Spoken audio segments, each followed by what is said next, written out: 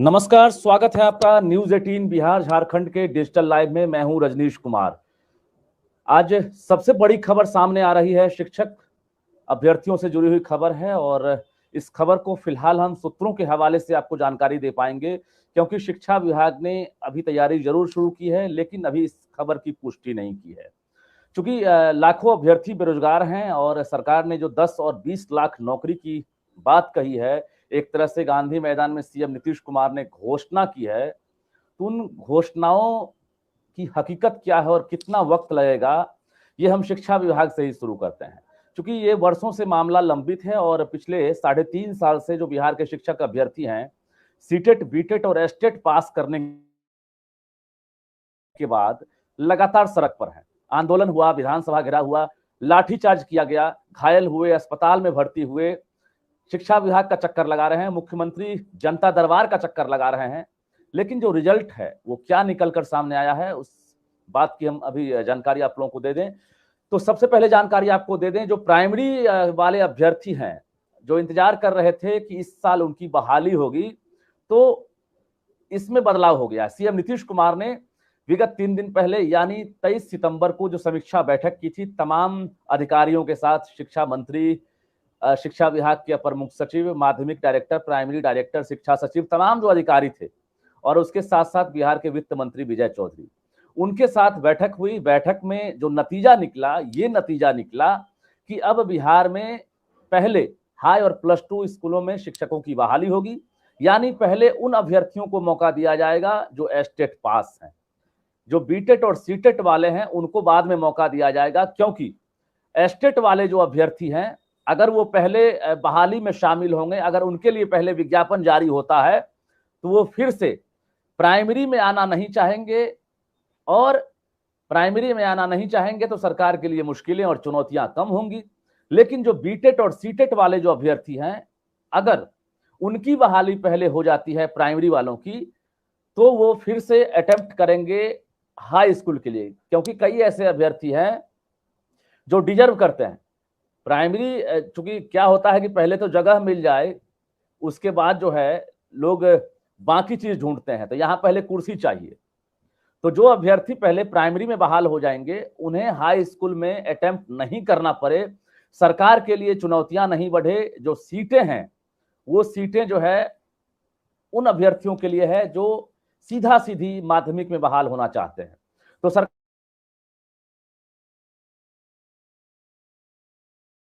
ने ये जो पूरा मास्टर प्लान है, सरकार का प्लानिंग यही है कि अब एस्टेट का विज्ञापन पहले जारी होगा, यानी दिसंबर के आखिरी तक बिहार में एस्टेट अभ्यर्थियों को बहाल होने का मौका मिलेगा, और वो जो है विज्ञापन जारी होते ही फॉर्म फिलअप कर सकते हैं। पूरी तरह से सेंट्रलाइज होगा, ऑनलाइन होगा, कहीं से आपको किसी नियोजन इकाई में आपको फिजिकली रूप से आपको चक्कर नहीं लगाना पड़ेगा। आप घर बैठे जो है फॉर्म फिलअप करेंगे। और आपको ये जानकारी हम दे दें कि जो बीटेट और सीटेट वाले हैं, उनके लिए इसलिए मुश्किलें बढ़ रही है, इसलिए चुनौतियां बढ़ रही है, क्योंकि जो दूसरी प्लानिंग है सरकार की, वो प्लानिंग है कि इसी साल आखिरी तक यानी नवंबर के बाद कभी भी बीटेट परीक्षा की घोषणा हो सकती है। सूत्रों के हवाले से खबर है, ये झटका जरूर होगा आप लोगों के लिए, लेकिन जो सच्चाई सामने निकल कर आ रही है, यही खबर है कि सरकार पूरी प्लानिंग कर ली है कि नवंबर से दिसंबर के बीच में कभी भी बीटेट परीक्षा ली जा सकती है, घोषणा हो सकती है। और जो नए अभ्यर्थी हैं, जो डीएलएड पास किए हैं, उनको ये मौका मिल सकता है। तो निश्चित रूप से अगर नवंबर और दिसंबर में बीटेट की परीक्षा ली जाती है, या जनवरी में भी ली जाती है, और मार्च से पहले अगर बीटेट का रिजल्ट जारी हो जाता है, तो कहीं सरकार ऐसा ना कर दे कि 7वें चरण के विज्ञापन में जारी होते ही उन अभ्यर्थियों को भी मौका दे दे जो अभ्यर्थी अब जो आयोजित होने वाली जो बीटेट परीक्षा है वो इम्तिहान पास करेंगे। इसके बाद क्या होगा कि जो 3.5 साल से जो अभ्यर्थी लगातार इंतजार कर रहे हैं शिक्षक बनने का, उनके लिए प्रतियोगिता और टफ हो जाएगा। तो मास्टर बनना आसान नहीं है, ये राहें अभी चुनौतियों से भरी हुई है। दूसरी बड़ी मुश्किल ये है कि सेंट्रल के तरफ से जो सीटेट परीक्षा होती है, सीटेट परीक्षा दिसंबर में आयोजित होगी, उसका पहले से प्लानिंग तय होता है, उसको राज्य सरकार निर्धारित नहीं करती है। तो सीटेट का जब एग्जाम होगा तो सीटेट का रिजल्ट जनवरी के आखिरी या फरवरी के पहले वीक तक जारी हो जाता है। अगर वो रिजल्ट भी जारी हो जाता है तो आप फिर से समझ लीजिए कि सीटेट और नए बीटेट वाले जो अभ्यर्थी हैं, अगर उनको मौका सरकार दे देती है 7वें फेज में प्राइमरी में, तो वो भी आपको अटेम्प्ट ले सकते हैं। जिस बात का डर था वो अब सामने दिखता हुआ नजर आ रहा है। सरकार ने अभी तक खुलासा नहीं किया है, लेकिन मुख्यमंत्री की समीक्षा बैठक के अंदर से एक खबर सामने आ रही है कि बीटेट और सीटेट लेने की सरकार तैयारी कर रही है। यानी जो आंकड़े हैं सरकार के पास रिक्तियों के आधार पर, फिलहाल अभी 1,75,000 से 76,000 वैकेंसी सरकार 7वें फेज में देने वाली है। यानी 1 लाख प्राइमरी और 75,000 से 76,000 जो माध्यमिक और +2 वाले हैं उनकी बहाली होगी। अब जो बचे हुए अभ्यर्थी हैं, अब देखिए कंपटीशन कैसे टफ होता है। छठे फेज में 92 से 94,000 वैकेंसी निकली थी, उसमें से 42,000 की बहाली हुई प्राइमरी में। बाकी जो अभ्यर्थी हैं वो अटेम्प्ट करने के इंतजार में हैं। वो जो अभ्यर्थी हैं वो पूर्णतः अभी एक तरह से समझिए कि 60% के आसपास बचे हुए हैं। नए अभ्यर्थी जो सीटेट और बीटेट पास हैं वो बचे हुए हैं। अब क्या होगा कि मार्च के आखिरी तक कहा जा रहा है कि एस्टेट की प्रक्रिया होगी, यानी मार्च के आखिरी में ही ये घोषणा हो जाएगी कि प्राइमरी का विज्ञापन कब जारी होगा। यानी 2023 के मार्च की मैं बात कर रहा हूं, क्योंकि ये साल गुजर रहा है और इस गुजरते साल में जो उम्मीदें हैं वो परवान पर थी। अभ्यर्थियों ने लाठी खाई, अभ्यर्थियों ने कई ऐसी रातें हैं, चाहे जाड़े की रात हो, गर्मी की रात हो, बरसात हो या दिन की बात करेंगे तपती धूप हो, अभ्यर्थियों ने उन परेशानियों का सामना किया है और हम गवाह बने।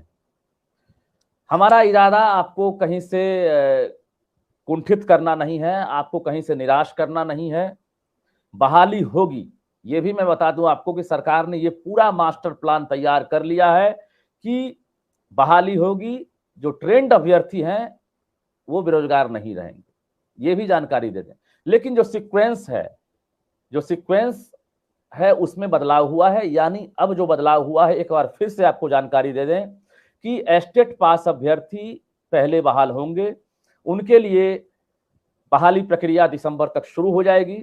और जो नियमावली की बात हो रही थी कि नए नियम बनाए जा रहे हैं, वो तैयार है।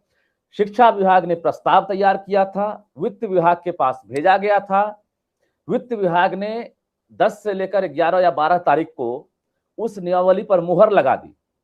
मुहर लगाने के बाद सीएम नीतीश कुमार ने अचानक शिक्षा विभाग को जानकारी दी कि जो तेजस्वी यादव या हमारा जो मास्टर प्लान है 10 से 20 लाख रोजगार देने का, तो हम आगाज करना चाहते हैं शिक्षा विभाग से, क्योंकि इसमें सबसे ज्यादा वैकेंसी है और एक तरह से पूरे बिहार भर के जो अभ्यर्थी हैं उनको शामिल होने का मौका मिलेगा। यानी गांव से लेकर शहर तक ये नौकरी जो है देखने को मिलेगी। सरकार ने आनन फानन में समीक्षा बैठक की।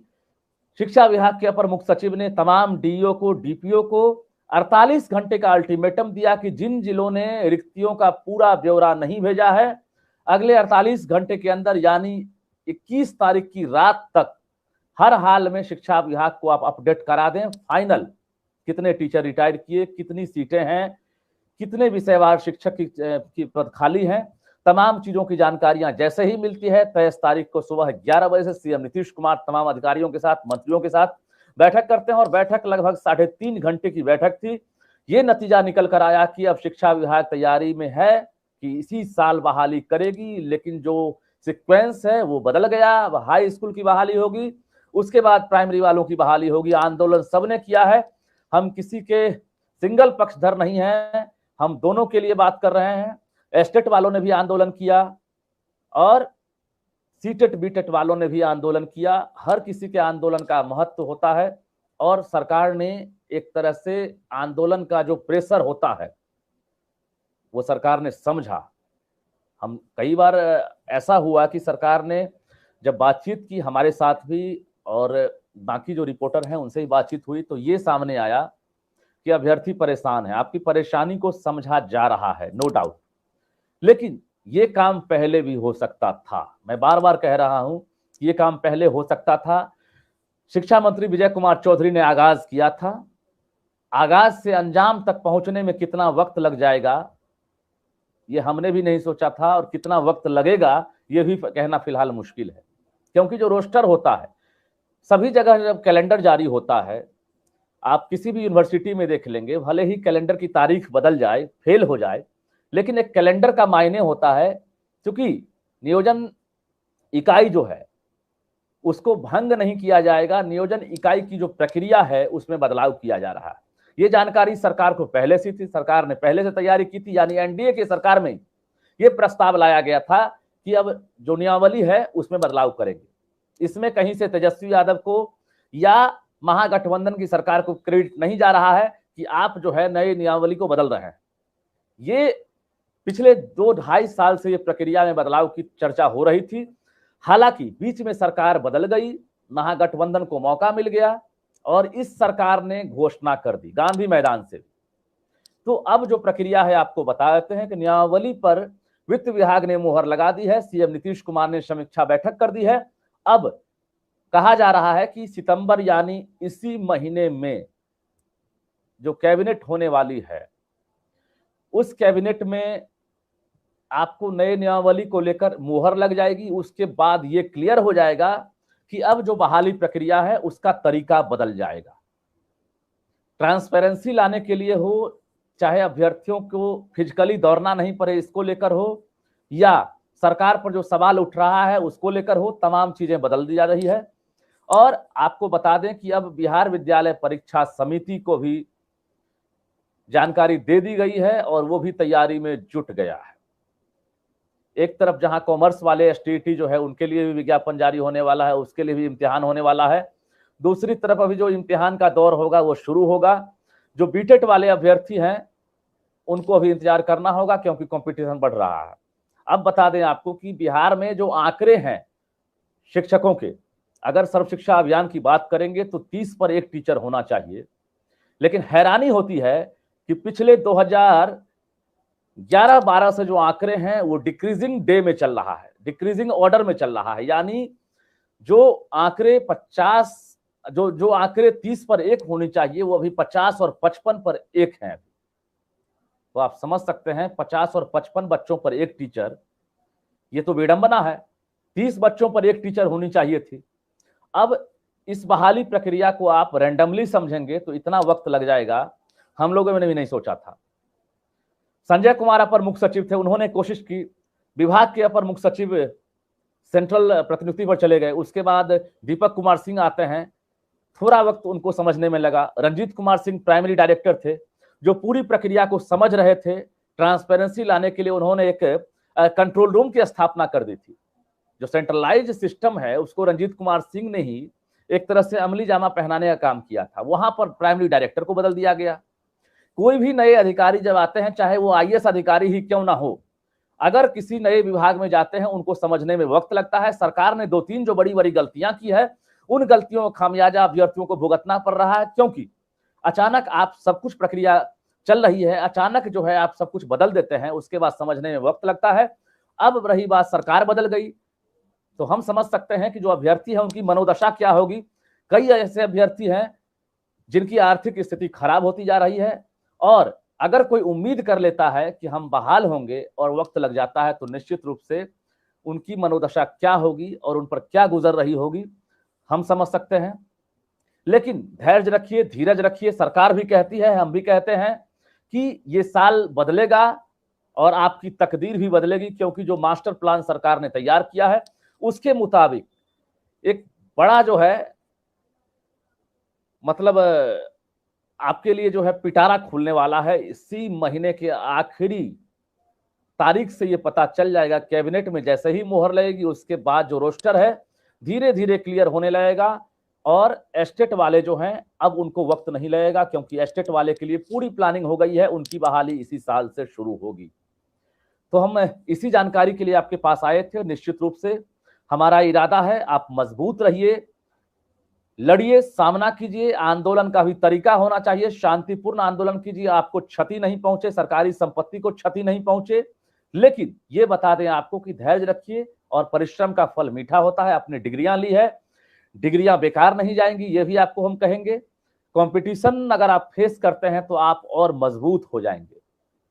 ठीक है, गिरते हैं घुड़सवारे मैदाने जंग में, वो तिफ्न क्या जाने जो घुटने के बल चलते हैं। हम यही कहेंगे कि आप हिम्मत कीजिए, मेहनत कीजिए और मेहनत का फल मीठा होगा। सरकार कह रही है, हम लोग चुप बैठने वाले नहीं हैं और जो बेरोजगार हैं उनकी आवाज हम लगातार उठाते रहे हैं, उठाते रहेंगे। और कोशिश यही रहेगी कि जब तक आपके हाथों में नियुक्ति पत्र ना मिल जाए तब तक ये आवाज जो है उठती रहेगी। और कोशिश यही है कि जैसे ही कोई नई जानकारी आएगी सबसे पहले न्यूज़ 18 आप तक पहुंचाएगा। जैसे हमने बताया कि बीटेट की तैयारी चल रही है, उस तारीख का इंतजार कीजिए जब सरकार घोषणा करेगी कि इसी साल बीटेट की भी परीक्षा होगी। बावजूद जो पास्ट अभ्यर्थी हैं, जो पास आउट है, वो हिम्मत रखिए, धैर्य रखिए। हम इतना ही कहेंगे कि आपका मेहनत, आपका परिश्रम बेकार नहीं जाएगा। तो आज के लिए बस इतना ही, दीजिए इजाजत, नमस्कार।